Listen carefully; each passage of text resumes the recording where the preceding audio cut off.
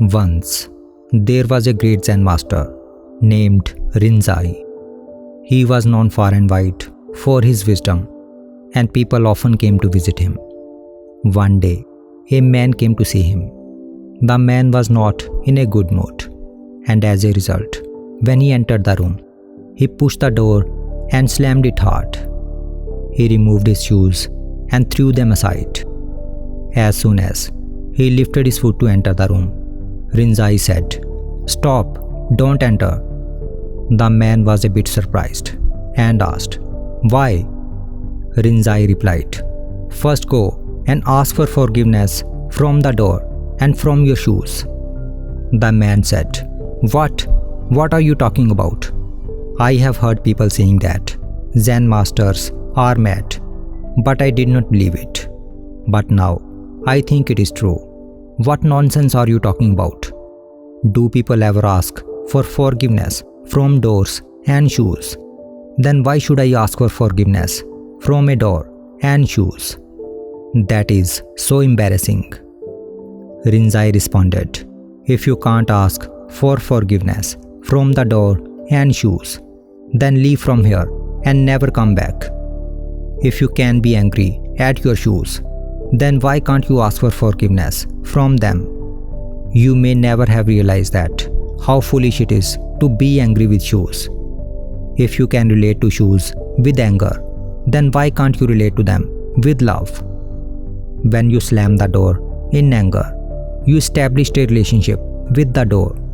You behaved wrongly, immorally toward it. The door did not do anything wrong to you. If you can slam the door in anger, then why can't you ask for forgiveness from it? A relationship is a relationship. Anger is also a relationship, and so is love. If you can't apologize to these things, then don't come in." The man was stunned after hearing this from the Zen master. He had never thought this way in his life. But in the presence of Rinzai's calm nature, the man himself became calm and understood the logic behind the master's words. He realized that if he could express anger, then he could also express love. The man went to the door, touched it, and bowed. Tears began to flow from his eyes. He could not hold back his emotions.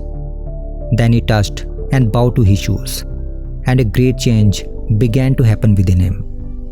Then he turned and approached Rinzai with tears in his eyes. Rinzai took him into his arms and embraced him. If we see in our lives, we will find that while we cannot control the circumstances around us, but we always have the power to choose how we respond to them. Life will always bring challenges, conflicts, and moments of frustration. But what is important is how we respond to them. We always have a choice in how we can respond. We can either react out of anger, or we can overcome anger and replace it with love.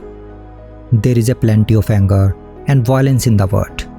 In every town, every village, and every home, one can find abundance of anger. To respond to this anger with more anger will only fuel the flames. We should not put out fire by fanning the flames.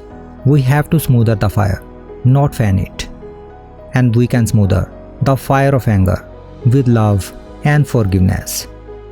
It takes a lot of energy to respond in anger, and the response tends to deplete our energy and drain us.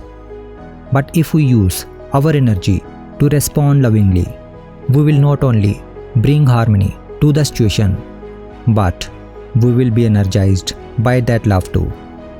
When we act lovingly, we open the door of divine love to flow through us.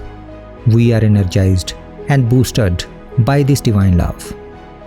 Therefore, the next time you find yourself in a situation in which anger is taking place, just become aware of your emotions and try to respond with love instead of anger, and you will find that responding with love will have a great effect both on the situation and on your own well-being.